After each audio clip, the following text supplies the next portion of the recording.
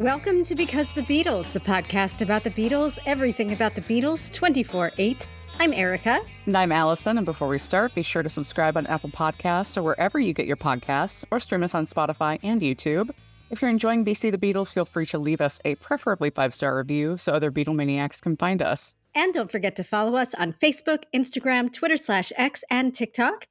We'll be posting videos, photos, and more from this episode and beyond. And you can also email us at bcthebeatles@gmail.com.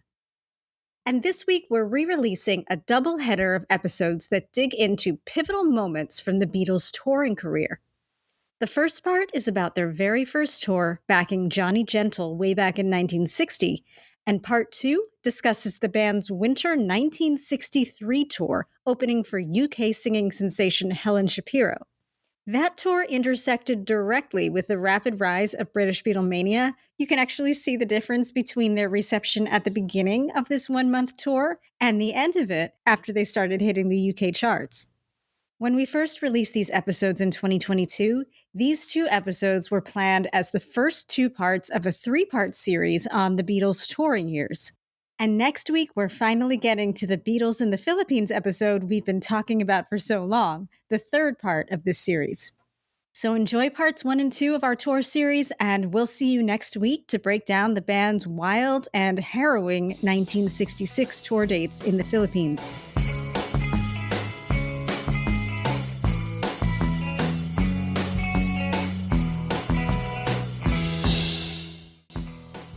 There was so much to the Johnny Gentle tour, even though it was so short. The Beatles' first ever tour was in 1960. It was before Hamburg. That's crazy. I figured it was probably like 62 or something after Brian had picked them up and gotten them a tour or something, but no, it was so early. It reveals a lot about what the music industry was like back then and what it meant to kind of work on this local networking level. There was a good amount of gig work for these guys. Liverpool was already known as a place to find some talent. And one of the powerhouses behind that was the UK impresario Larry Parnes, who I'm sure a lot of people know that name. He was the first major British pop music manager, and he came to Liverpool to scout new talent. He found some of these more popular artists like Tommy Steele, Billy Fury, another one, Lance Fortune, and then later Johnny Gentle, who was one of the up-and-coming prospects at the time. So who was Johnny Gentle? Johnny Gentle was born John Askew in 1936. And even though that's only 4 years older than John Lennon, it's basically a different generation because the mandatory military service ended for boys that were born 1940 and beyond. So it kind of formed a generational dividing line. And I think in a way it made those guys grow up a lot faster because they had to. They had to join the army. Sure. And I think a lot of them just went to find work sooner and they seemed like adults. Like you look at these pictures of British teenagers in the 50s and they look so old. They're all dressed like their parents. Absolutely. Johnny was more of that generation. He started out as an apprentice carpenter, learning a trade. And I thought this was really interesting. In 1957, he made his own guitar from instructions he found in a woodworking magazine. And it was said to have actually worked and sounded really good. He could have had a whole second life after his hit career, making guitars. So he started his music career with his homemade guitar. He and a partner were playing popular songs in local social clubs like Bye Bye Love and Wake Up Little Susie. Live music was just in so much demand at this time. The best way to hear a playlist was to get a bunch of teenagers to play it for you. So there was kind of a network of these gigs and ways to get these gigs. A lot of the local bands would play their gigs at night, and on Sundays they would go audition for local bookers and promotions. And this is how the Beatles got a lot of their gigs. And another way they did this was through these talent competitions where a lot of the times the prizes were fairly nominal, but it was a chance to sort of get in front of these producers and these promoters and these agents like Larry Parnes. Like some of these guys would come down from London and they would try and find the next breakout hits. So all of these guys were kind of in the circuit auditioning for local gigs and hoping that one of them would be the breakout that they needed. In 1958, Johnny Gentle, or John Askew, entered a talent competition at Butlin's Holiday Camp which plays a pretty big role in the Beatles story later, as that is where John and Paul and George wooed Ringo to leave Rory Storm and the Hurricanes. But unfortunately, Johnny at this time performed in this audition under the name George Baker, and he lost.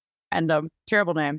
I know, terrible name. This is a theme in Johnny's life. Yeah, he's just getting started with those terrible names. Yeah, so George Baker, not going to work. Tried again. This time he's calling himself Ricky Damone. Changed his name to Ricky after Ricky Nelson, and he said he liked the name Damone because he thought it was show businessy sounding. It's giving Paul Ramon vibe. Yeah, it does. He was Paul Ramon before Paul Ramon. Soon after, John Askew, whatever his name is, he moved to London and he did win a competition at the Locarno Ballroom. And this was the first big in for him because it gave him industry contacts, including the address of Larry Parnes. So he wrote Larry Parnes asking for an audition. Parnes gave him one. Johnny passed the audition and Parnes signed him to a 6-record deal. So he was pretty good. I mean, a 6-record deal is a lot. Yeah, that's substantial. And 6 record, by the way, we should clarify, that means 6 singles, right? Not 6 LPs. Because at that point, right, singles were the big market. Yeah, definitely. Can you imagine? Gosh, 6 LPs, like, son, that's a real vote of confidence in you. Not even the Beatles could get a 6-record deal. I was going to say, consider the Beatles and get that. In addition, they saw promise for Johnny as far as a touring personality. So he was assigned a fellow Liverpudlian, Hal Carter, as his tour manager, who was also managing Billy Fury's tour. And Larry Parnes was trying to set him up to start touring the country. One problem he did have, though, was the name. Didn't like Ricky Damone, didn't like any of the other names. Larry Parnes suggested he call himself Tim McGee. Wow, very sexy. Yeah. And the ghee, part of McGee is spelled like the butter, the knockout butter, FYI. So even better. It's got that, really exotic H in there. Exotic H. It's the exotic H. It's the style. I love it. Maybe if your name is Larry Parnes, you think Tim McGee is a sexy name? Anything sounds good. But Johnny did not agree. He said no. And then Parnes said, your name is Johnny and you're a quiet guy, so how about Johnny Gentle? And with that, the stage name finally stuck, at least for now. I mean, Johnny Gentle is a good name, especially if you consider it's the late 50s, right? And, Johnny Angel is a song and Johnny XYZ, there's a million Johnnies in entertainment. So I think Askew is a great last name. I think so too. It's very dignified. And yeah, it's unique. It's memorable. I guess, back then everybody was trying to sound like some fictionalized version of what a superstar is supposed to be. I suppose. This esoteric thing that nobody can really put their finger on. Another interesting thing about Johnny is that he wrote his first single. It's called Wendy. It's cute. Let's give it a listen.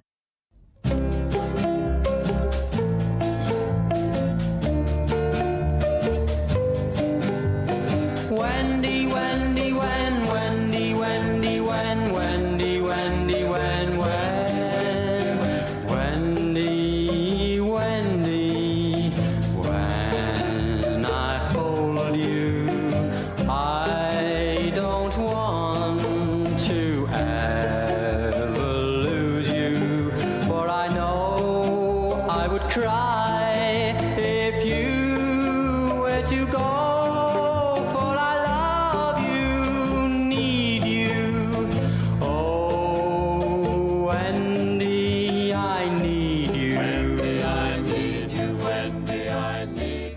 Cute.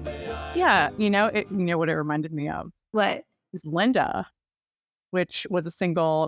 That was written about 12 years before Wendy, but Linda, la la la la la la la la, was written about Linda McCartney. Right? Did you know that? Yeah, I did know that. I'd forgotten. Yeah, when she was a little girl though. Yes. Yeah. The songwriters, which their names escape me at the moment, but they were friends with her father, and they wrote it for little Linda Eastman. So when I was listening to Wendy earlier, I was like, this is totally reminding me of Linda. Yeah, and Johnny has a very nice voice. He reminds me of the Teen Angel in Grease or Frankie Avalon sort of singles. Very rich, sort of sweet, crooner kind of voice.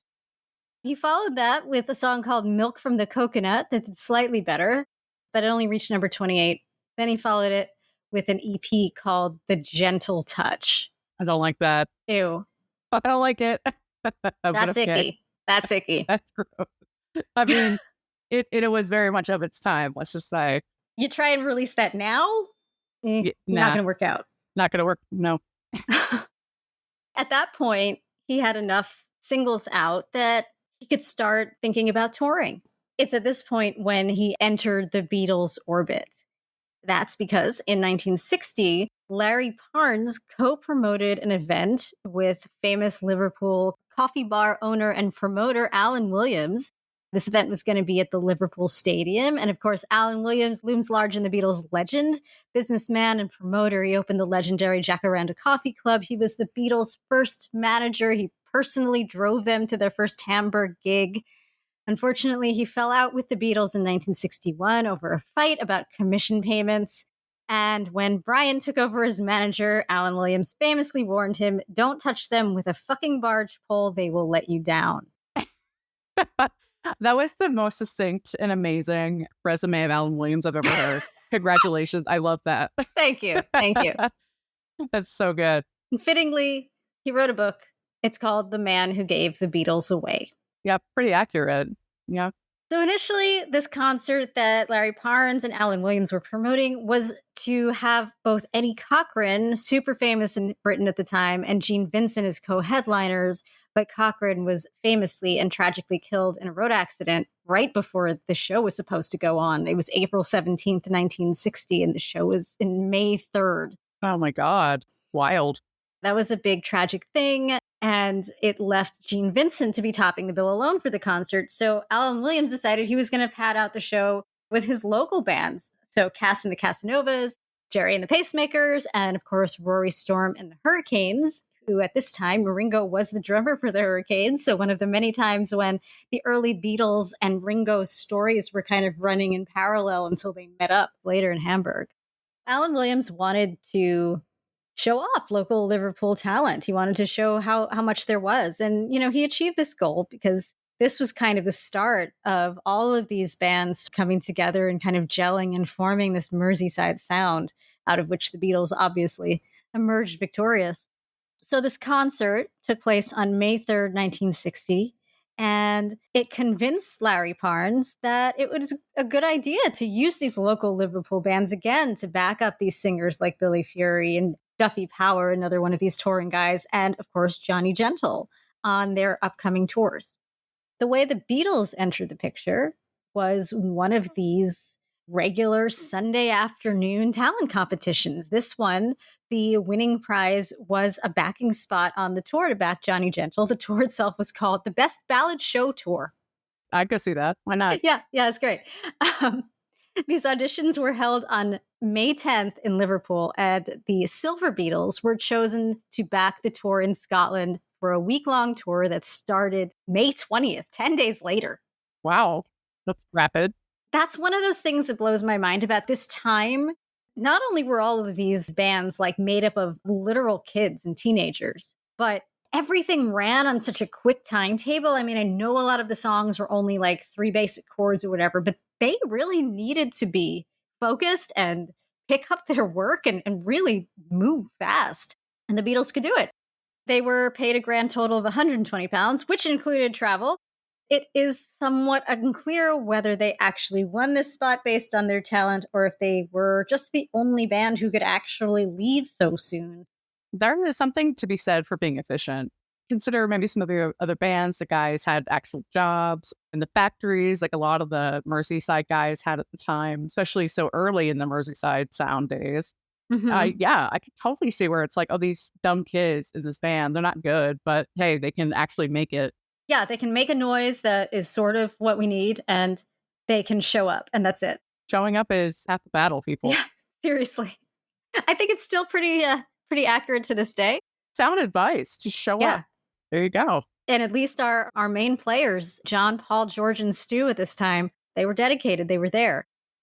The Silver Beatles lineup was John, Paul, George, Stu, and for this particular stint, it was Tommy Moore on drums. Now, Tommy Moore has a very memorable but short time with the Beatles. Alan Williams found Tommy Moore for them because they didn't have a drummer. They really hardly ever had a drummer. David Bedford actually has a really great book about all of the drummers who were part of the Beatles' history up to Ringo. There's just so many of them. Tommy was probably one of the most unusual ones. Tommy was born in 1931, which meant he was 28. Oh my gosh, so much older. And the oldest Beatle at this point wasn't even 20 yet. I mean, it was a lifetime. This guy lived a hard life. He was working for Garrison Bottle Works, and he was involved in what seemed to be like both an emotionally and physically violent relationship with his girlfriend. And I don't know if he was always the one doing the abusing. Like, I think he was also getting regularly beaten up by this woman. So he was often just getting into fights, and he just wasn't reliable to appear at these gigs. And even though he was set up to play with the Beatles, his first date with them was at this Larry Parnes audition, and he was so late that Johnny Hutchinson of the Big Three had to sit in for him until he actually showed up. Johnny Hutchinson is another interesting story. I think we need to do a proper Mercy Beat episode, talk about the Big Three and the Foremost and a lot of the guys. And I talk about it a lot, but anybody's interested, please check out the documentary, Some Other Guys. It talks about Johnny Hutchinson and talks about like all of the guys who would play the cavern with the Beatles and after the Beatles left for London. And it's all just big incestuous pool, but it's so interesting because they all had dealings, especially during this early period. Yeah, I love this period. I think this is so fascinating. It's so great. And all of these people, they were just so prolific, these guys. All these bands. And they're great. The music is amazing. I think they really pushed each other. I mean, there's just all this live music. You're always hearing your competitors play, and you're always driven to be better and better and better. So many others, yeah. Yeah, so Tommy finally showed up. He ended up being with the band for a little while, but didn't have the best time. He didn't get along with these teenagers, and especially John Lennon. That was so amenable. Like, what are you talking about? Somebody getting along with John. He's just friendly to everyone. Yeah, he's such a bubbly guy. Yeah, like the time when they were on the Scottish tour and they got into a car accident. Johnny Gentle was actually driving, and they got into a car accident where Tommy lost his front teeth and he got a concussion and went to the hospital. Oh no! John Lennon dragged Tommy Moore from his hospital bed and made him sit behind the drums, which did not help somebody with a concussion. John also tried to make Tommy laugh so he could burst his stitches. Oh my God, what an asshole. Somehow, John was actually surprised when Tommy wanted to quit. Yeah, I'm not, though. So Tommy decided that 5 weeks was more than enough time with the Beatles, especially with John. So he quit the band without any notice or warning on the 11th of June, 1960. They actually had a gig that night and wasn't there. So the Beatles went to his house, and his girlfriend basically told him to fuck off, that he was at work and he wanted nothing to do with them anymore. So the rest of the Beatles went to his work at Garrison Bottle Works to try and persuade Tommy to join the show. Tommy refused to get off his forklift to talk to them and flatly refused to play with them ever again. Thus ends the short but storied career of Tommy Moore, the Beatles drummer. Tommy Moore, we knew you briefly, but thanks for the memories. Yes. So rewinding back 5 weeks to when Tommy was sitting high in that drum kit, that tour began on May 20th, 1960, continued through small venues like ballrooms and town halls in Scotland for a full week. The last date was on May 28th. The official billing didn't mention the Beatles by name. Instead, it was Johnny Gentle and his group. I guess they didn't have a lot of time for marketing. And while the exact set list is unknown, we do know the Beatles performed by themselves, kind of as the warm-up band before Johnny came on the stage, and then they stayed on the stage to accompany Johnny. George Harrison recalled that they performed Elvis Presley's Teddy Bear and Wear My Ring Around Your Neck. Other sources said some of the songs in the set list were It Doesn't Matter Anymore and Raining in My Heart by Buddy Holly, I Need Your Love Tonight by Elvis Presley, Poor Little Fool by Ricky Nelson, Come On Everybody by Eddie Cochran, and a few others. No known recordings exist, so it's all reliant on the memory of the people involved. Back to naming, the band was most likely known as the Silver Beatles at that time, but we're still kind of experimenting with the full name of the band and the spelling of the Beatles. During this time, there were three, the Beatles as we know it, the Beatles like the bug, as in Silver Beatles, and Beatles with ALS. The Beatles themselves were also experimenting with their names, and this is when Paul debuts his stage name, Paul Ramon. Took you a page from Ricky Damone. Yeah. Yeah, Ricky Damone, Paul Ramon. Paul, are you copying Johnny Gentle? He's been copying Johnny Gentle, obviously, for 70 years now.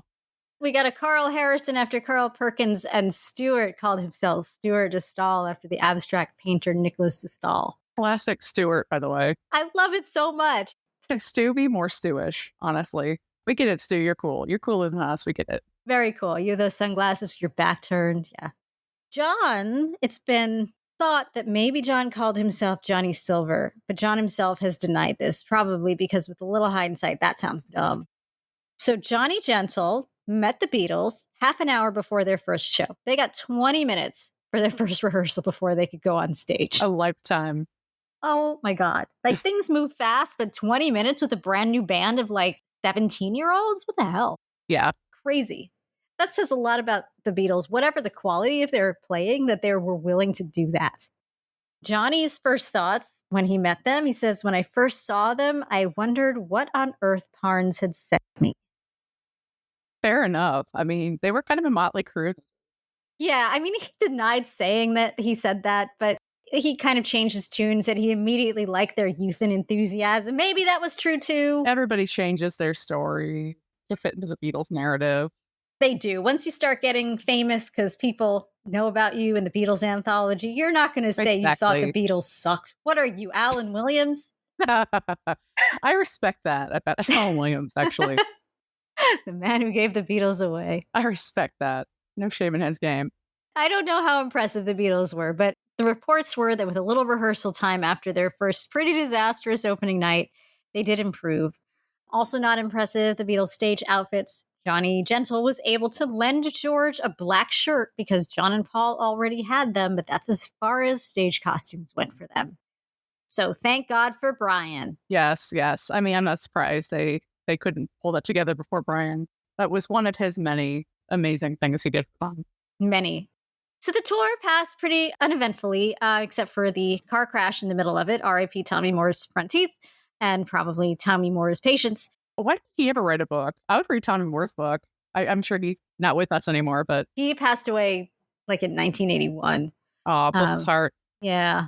I don't think he regretted his time with the Beatles, but I think he was well pleased to just put it behind him and never think about seeing them again. I'm sure it got him some free drinks around Liverpool pub, so... Oh, probably. I mean, who wouldn't have wanted to hear that story? If I went into the Jacaranda and Tommy Moore was sitting there, oh my God.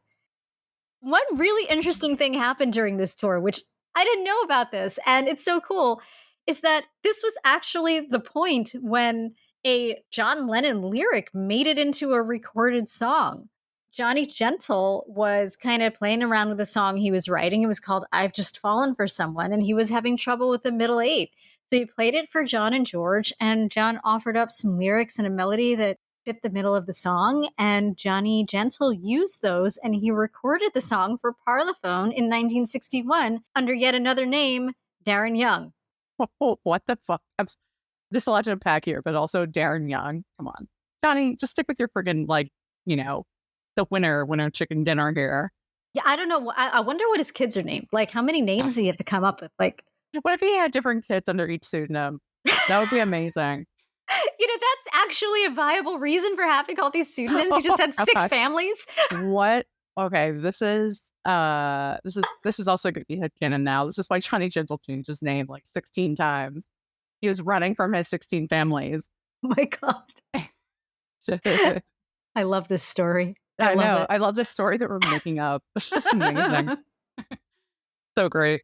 So Darren Young, and maybe this is part of the reason that this wasn't really that known in Beatles history, and that it's just so many damn names, and it wasn't even the name that the Beatles knew him under, even though it was the name he was under when he and John collaborated on the song together.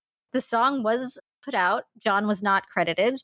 And let's give it a little bit of a listen to the middle eight. We know that we'll get by. Just wait and see. Just like the song tells us, the best things in life are free. Yeah, I like it. And so what are the actual lyrics John wrote? We just heard those, right? Yeah, his lyrics are, "We know that we'll get by, just wait and see. Just like the songs tell us, the best things in life are free." Okay, money reference. I mean, that makes sense. That tracks. Obviously, they would cover money later. And considering that the lyrics that follow this middle eight describe falling in love using a Humpty Dumpty metaphor, I it's know. pretty clear that John definitely brought something to the song. Wow. Nursery rhymes, very popular in this period of pop Yeah, music. teenagers love a nursery rhyme. They love fucking Humpty Dumpty. There's nothing that teenagers love more than that damn egg falling off a wall. Like, that's what the teens like. That's all the record executives thought so anyway. I think Britain's teenagers agreed because the record sold about 3,000 copies total. And I just looked up some other statistics. And for comparison, Del Shannon's Runaway, also released in 1961, was said to have sold about 80,000 copies a day at its peak. A day. Wow. Damn. That's amazing. Yeah, didn't do so well, Yeah. unfortunately.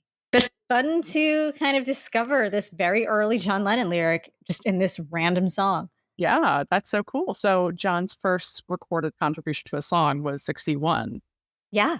Yeah, that rearranges a lot of things in your head of the Beatles timeline. Yeah, for Parlophone, too. It wasn't just like they did it Oh, so it wasn't some like anywhere. frou-frou little label. It was Parlophone. Yeah, it's crazy. Oh, crazy. That is interesting. And his part is pretty good. Yeah, it's probably the best part of that song, considering the rest of that Humpty Dumpty, apparently. You know, the bar was very low, but we'll give him that credit.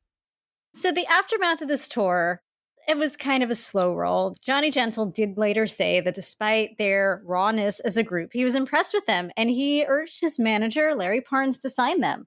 Parnes didn't want to because he specialized in solo singers and wasn't interested in all of the crap that bands come with. So he didn't want to do it. Kind of fair enough, though, honestly. Yeah. Obviously, I imagine he'd kick himself later. Yeah. But at the time, he was probably saying, well, I've met John Lennon. That's true. Very true. Yeah, the guy who tried to bust the other guy's stitches. Yeah, I met John Lennon. No. Yeah, don't like him. Don't like that guy. Johnny Gentle played one last time with the Beatles on July 2nd, 1960. So about 2 months after this tour, he dropped in on a local gig the Beatles were playing at the Grosvenor Ballroom, and they performed the whole Scottish tour set list with them. Whatever that was, they performed it.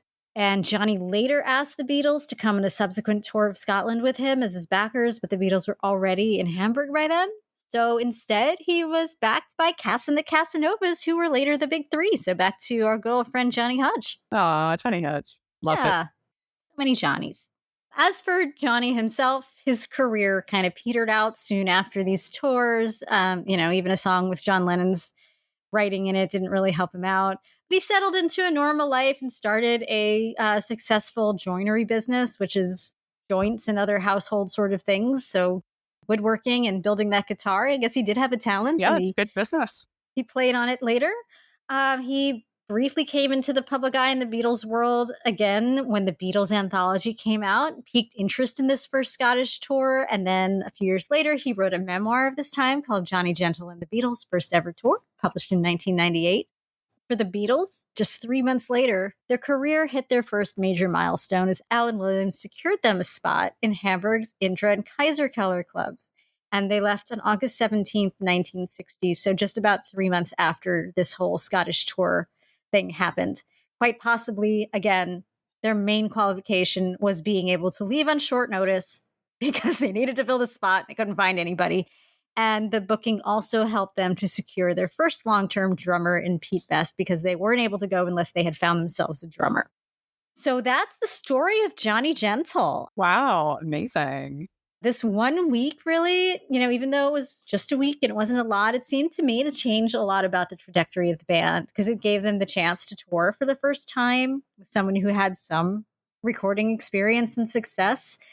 They overall got good enough reviews, which led to more gigs, probably the Hamburg stints and Alan Williams backing to get even more local gigs. Continuing role of incredible good luck or kismet in continually pushing the Beatles towards better and better things, even though they may not have been technically ready or up to par. It was definitely a baptism by fire in a lot of ways for them. The thing about the Beatles is even if, like in this instance, their first night with Johnny Gentle really sucked, they always pulled it out. They always got better. They always learned from it. They always knew how to make the situation work for them. And they did that during their entire career. For sure. Yeah, and also the first instance of at least a John Lennon, but had it been credited right, probably a Lennon-McCartney piece being recorded anywhere, even though it was largely unknown. And, if you think about the significance of them playing what is totally an international tour, going up to Scotland, leaving Britain, that kind of sets the scene for them sort of becoming the world phenomenon later. You think about the year of 1960, you've got this tour in May, and then they're in Hamburg by August. But how rapidly things change. It's just like a ball rolling down the hill. Beatles time is not It's like regular insane. time. Because you think about then they sign up Brian, November 61. It's like, and then it's like everything's in like hyper wild. Yeah. And I feel like they probably couldn't have done this if they hadn't, there's this little break, like you said, an international tour, a chance to distinguish yourself from your peers because you're doing something like this, a chance to get experience in front of larger crowds who are expecting something more professional because your headliner is a recording artist. They got that push to make that next step up. And they got in front of Larry Parnes, which was a huge thing back then. Larry Parnes was, we think of Brian as this massive impresario, but like you said earlier, he was the guy for a long, long time. And Brian certainly knew who Larry Parnes was. So it's really kind of putting them in front of these powerful people. Like, sure, Alan Williams, also powerful in his own way. Yeah, and without the Hamburg gig. Yeah. You always think about all these little steps in the Beatles' career and what would have happened if they hadn't gone on this tour? What would have happened if they hadn't gotten the Hamburg gig, or if they couldn't have found Pete Best and they didn't go? Like all of these tiny little moments in time that led to the Beatles. Yeah. And this was obviously a really significant part, their first real tour. Yeah. So like I said, this is part one of a two-parter about the Beatles' early tours. The second one will focus on their last early tour, which is they were part of a bill where Helen Shapiro was the headliner. And she's got a very interesting voice. And I think the story of that tour is really interesting too. Her voice is so amazing. She's got this deep sort of like blue-eyed soul, like a little Dusty Springfield-ish. Yeah. Yeah. She's amazing. She was so young. Was she? Oh, wow. I can't wait to hear about this. I didn't realize how young she was. Yeah, she was only 14 or 15. What? I didn't know that. And with that voice, it's crazy. That's insane. Yeah, she's fantabulous. Part 2 to come. Can't wait.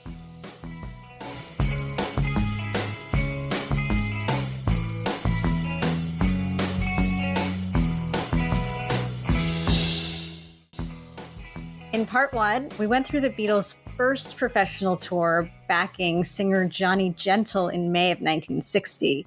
Part 2 covers one of the last tours they did as relatively unknown artists, though more known at this point. This was in February 1963, right on the cusp of worldwide Beatlemania, and actually literally as Beatlemania began in the UK. And they were one of 6 artists supporting the teenage singing sensation Helen Shapiro. Lots happened with the Beatles since we left them in 1960. So 3 months after the Johnny Gentle tour ended, the Beatles got their first Hamburg gig. And as a condition of that booking, got their first long-term drummer in Pete Best. By early 1961, they were playing gigs at the Cavern, then returned to Hamburg later on in the year. While they were there, they sang backup for the singer Tony Sheridan on his My Bonnie single. And of course, it is that single that brings the Beatles to Brian's attention in late October 1961, where on November 9th, after either hearing it himself or having somebody bring it to his attention, we don't know exactly what happened there. Yes, it's up for debate.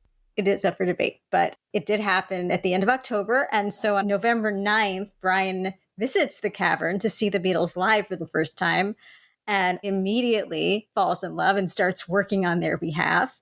And from that moment, things just explode. Within the next 2 months, Brian secures them their first record label audition with Decca, which they did on 1st of January, 1962. We've got a great episode about that. The audition wasn't successful, but 5 months later, in May of that year, they then auditioned for George Martin at Parlophone. 1 month after that, they record the songs Besame Mucho, Love Me Do, P.S. I Love You, and Ask Me Why with George Martin. 2 months later, in August, Pete Best is sacked in favor of Ringo in time for the second recording session with George Martin, which is in September of 62. So all this is happening in like a year. Time moves quicker then, I swear to God. Oof. Yeah. And that recording session, they record Let Me Do and a demo of the song How Do You Do It, which they did not write and did not want to record, but did it anyway. So it's released later on the anthology, but never released as a single. Well, it wasn't released as a single by them, but as we all know and love, the song by Jerry and the Pacemakers, who had a massive hit with it. So it was all for the best, really. The recording of Love Me Do is published as the A-side for the original UK single with P.S. I Love You backing it. That is released on October 5th. It makes some progress on the charts, but no indication at all that Beatlemania is coming, even though it's really coming in a matter of months. But in the meantime, the Beatles continue working. They do live performances at the Cavern. They slowly start adding more radio, even a few TV appearances to their schedule. Here We Go was one radio show they did, Radio Luxembourg's The Friday Spectacular. And in one of these amazing footage miracles, they were filmed singing the song Some Other Guy in the Cavern for Granada TV's show People and Places. So good. Which is incredible that we have that footage of a relatively unknown group with one single that was very low on the charts at the time. But at the same time, they were also making industry connections. People like one of their idols, Little Richard, who they met in Hamburg, was starting to get really, really famous. And so they were backing him live. Finally, they do one final stint in Hamburg to round out the year of 1962.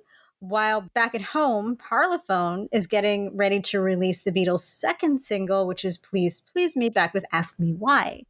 So this is where they are in early 1963 when they're contracted by the Arthur House Agency to be part of a bill supporting this teen sensation Helen Shapiro on a month-long tour of the UK.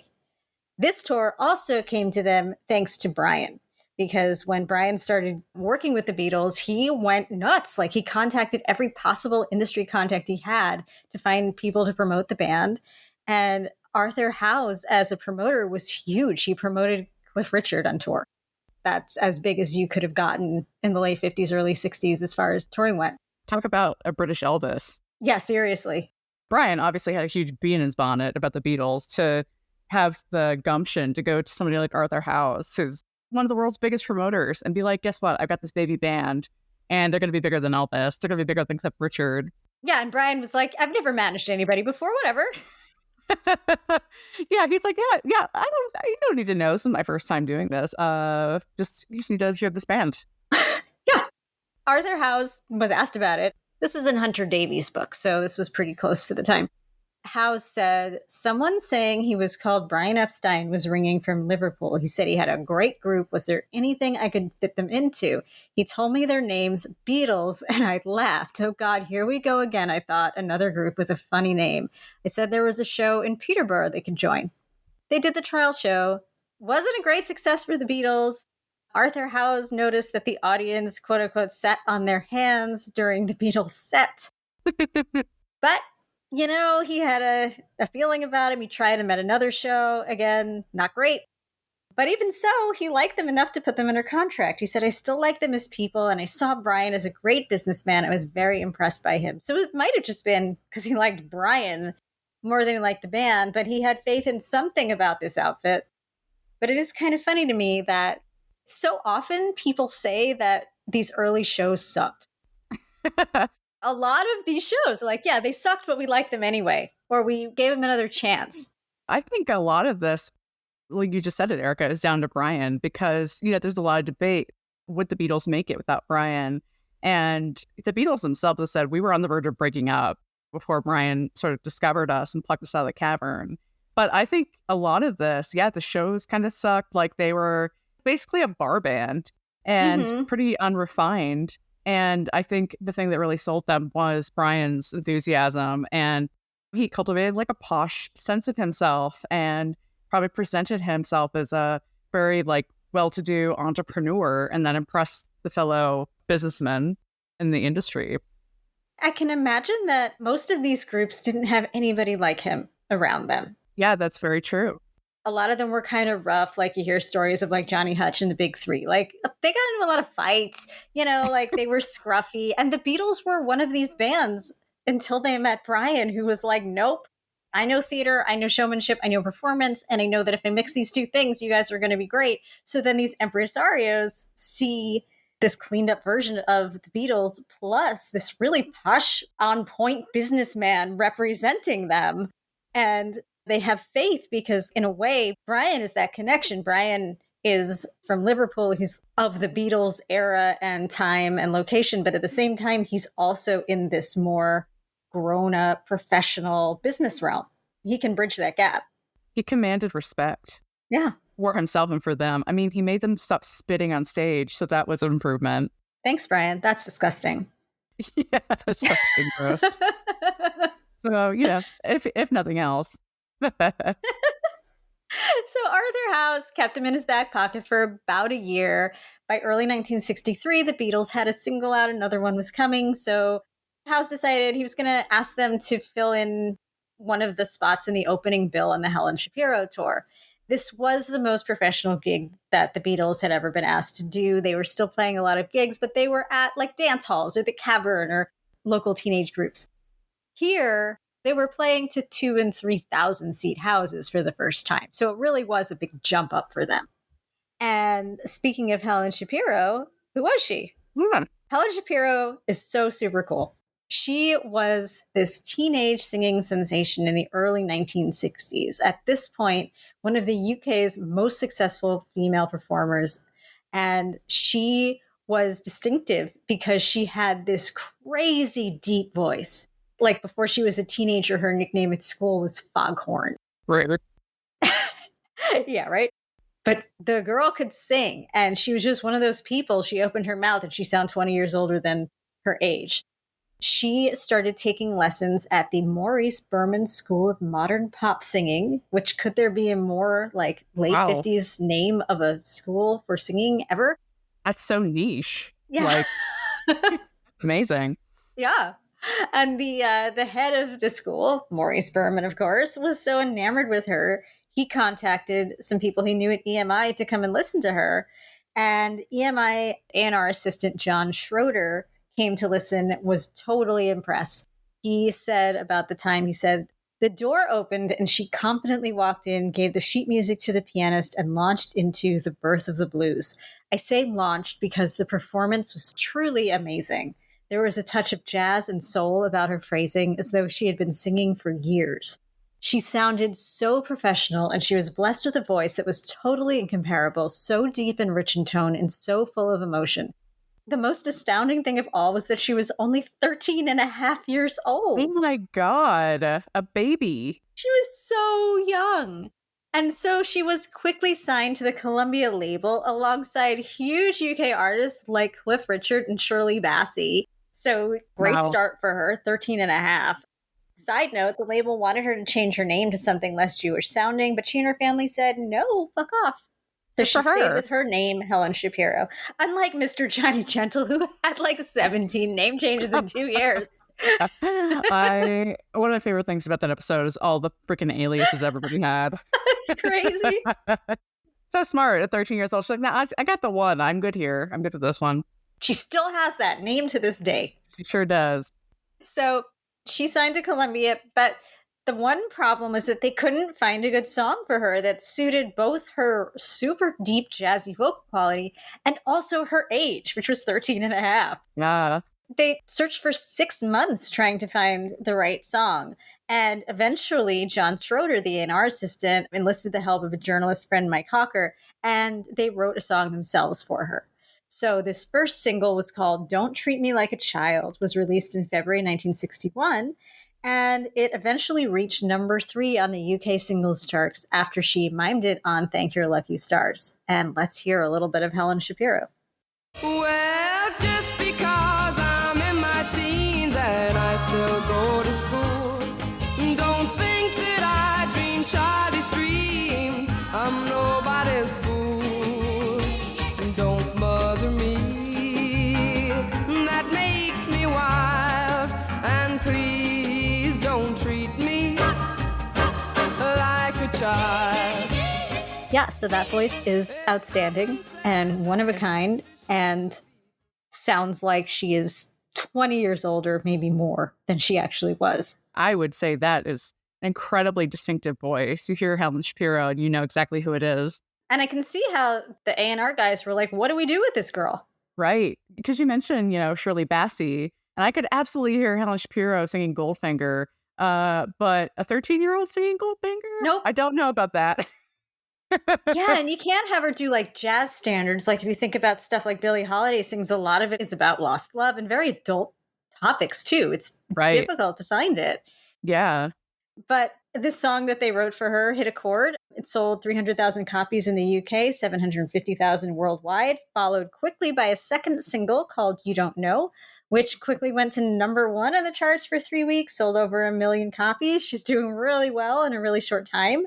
She had a few more hit singles, and then she made appearances in the musical films Play It Cool and It's Trad, Dad. The latter was Richard Lester's directorial debut. It actually looks like a really cute movie. I've seen it. Yeah, it's good. You can catch it every once in a while on AMC. They'll play like a marathon of those like teeny bopper films, quote unquote. Aw. They're all super fun and they have fun guest stars. So it's worth looking out for. Her next single was about Little Miss Lonely, reached number 8 in late 1962. And by the end of that year, she was voted Britain's top female singer. So this is where we find Helen as she embarks on her first UK tour, which she had to wait to do until she turned 16 in December of 1961 because of restrictions on child labor laws. So once again, very, very young.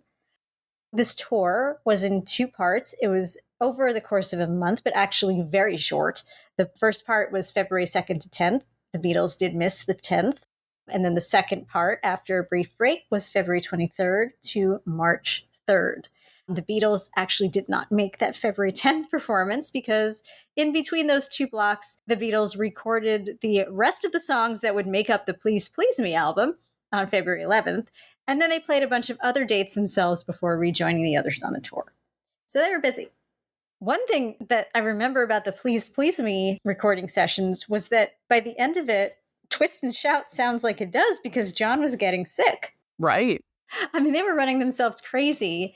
And I wonder what John sounded like the following week after this when they were playing those other dates, because he was already like ripping his voice to shreds. I don't know how they maintained the schedule, but they no idea. They did. Crazy.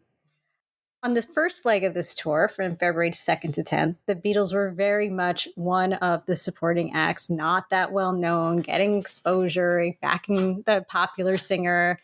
Ringo recalled this time, and he said Helen was the star. She had the telly in her dressing room, and we didn't have one. We had to ask her if we could watch hers. We weren't getting packed houses, but we were on the boards, man.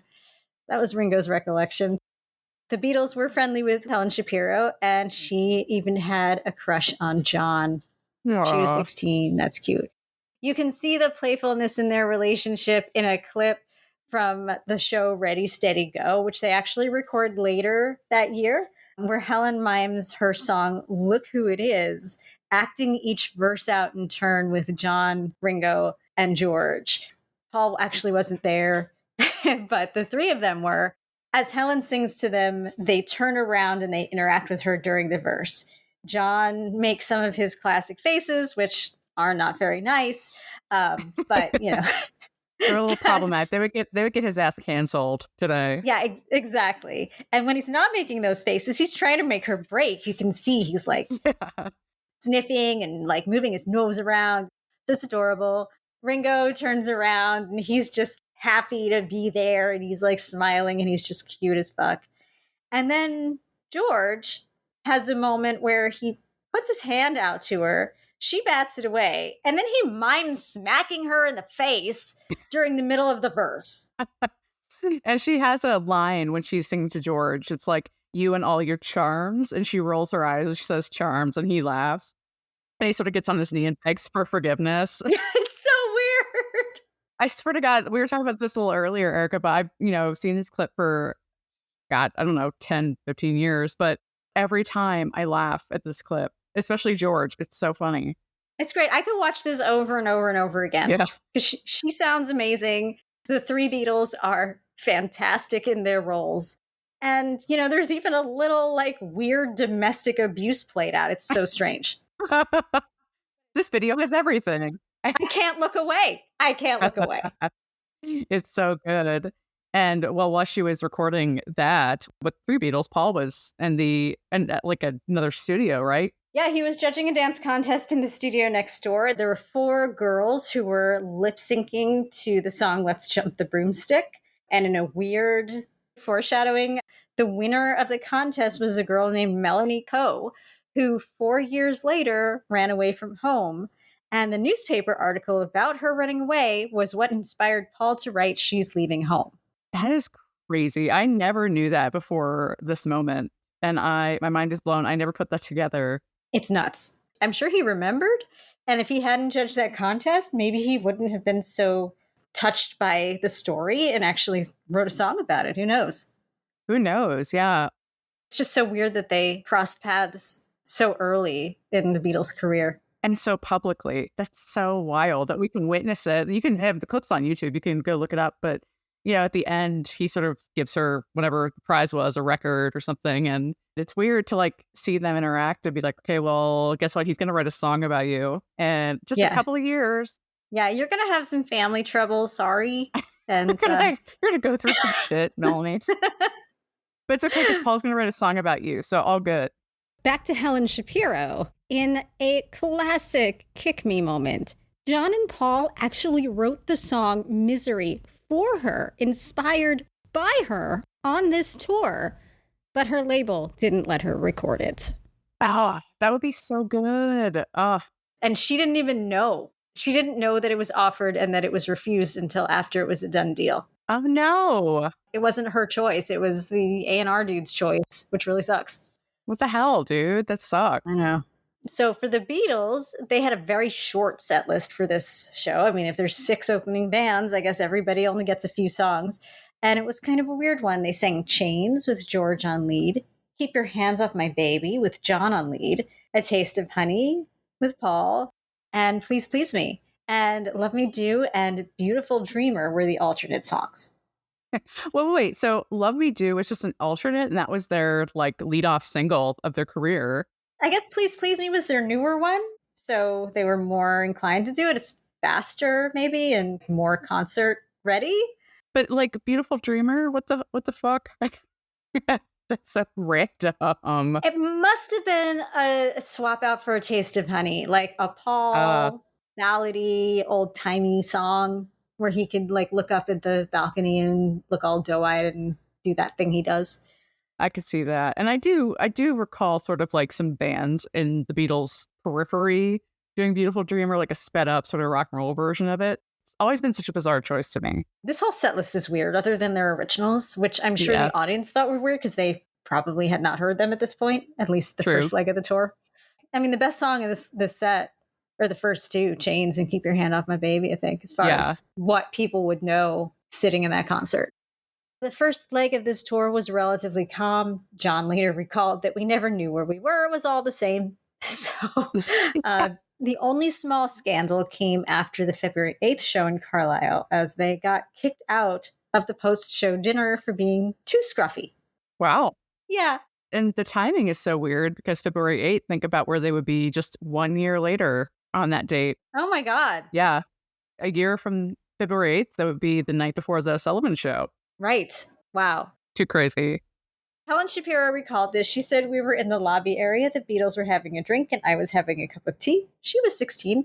Again, she's a baby. Yeah. This fellow was going into the banqueting suite when he saw us. He was really chuffed and asked us to go in. We weren't interested. They were all dressed up and it wasn't our kind of thing. We were just having a quiet drink, but he was really insistent. They had a buffet in there and that probably swung it. We never seemed to get much to eat on tour. We went to the buffet table and had something to eat. Ringo was particularly enjoying the food. Then we went on the dance floor. We may have still been eating. I think I was twisting with Ringo. There were ladies with their long gown. Yeah, I know. Ringo's had so much fun on these tours. Oh my God. I know. There were these ladies with their long gowns who made a beeline for the Beatles in their leather gear. Then suddenly this guy came over, a much older man, and he was huffing and puffing, getting red in the face. He ordered us to leave. Who invited you? He asked. It was a shame, really, because nobody seemed to have a problem with us apart from one bloke. Helen was mortified when a national newspaper picked up the story. She continued. The Daily Express headline was something like, Helen Shapiro asked to leave golf club dance. It referred to Helen Shapiro and the instrumental group, the Four Beatles, being asked to leave. I was mortified. I thought that would be the end of me. I was only 16, and that sort of thing was not something to be proud of then. I never found out for certain who tipped off the press. So a Aw. little bit of an embarrassing moment, but also sounds like it was a lot of fun with the food and the dancing, and especially Ringo. Here's my question. They were wearing leather, it says, or she says, Mm-hmm. to this thing. By this time, they were out of their leather suits. They were into like the collarless jackets and that kind of thing. So they're wearing their leather in their off hours.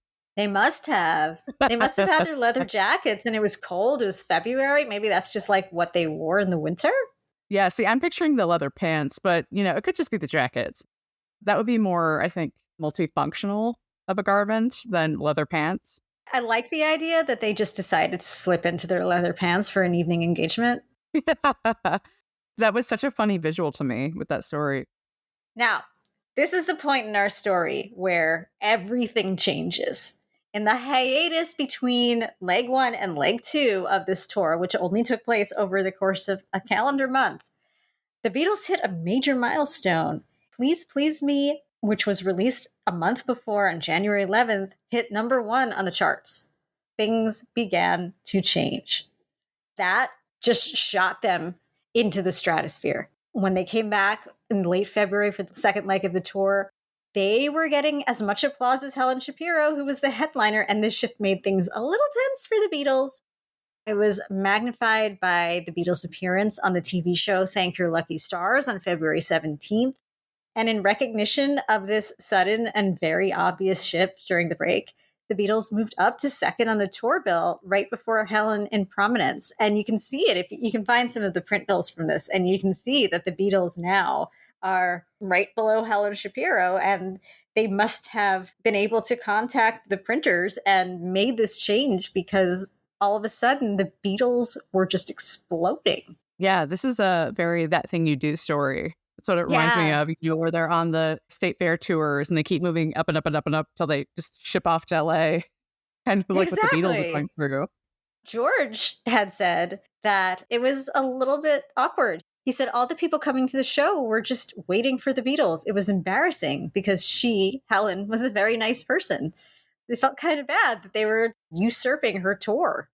Unfortunately, this actually marks a pivotal moment in the Beatles' career, but also in Helen Shapiro's career, and a sign of this huge shift in popular music that was kind of just under the surface, but was about to overtake everything.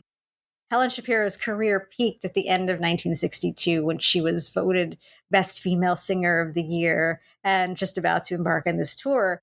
She never reached the level of popularity that she had right before she went on this tour with the Beatles. And oddly to me, her association with the Beatles didn't really help her. I would have thought that would have made people recognize her, or she could have kind of dined Yeah. off that for like 3 years, but it just didn't. I think suddenly, in the wake of the Beatles, this whole new crop of singers and bands were kind of coming up. Of course, all the Merseyside bands, new female performers like Dusty Springfield, Lulu, Cilla Black.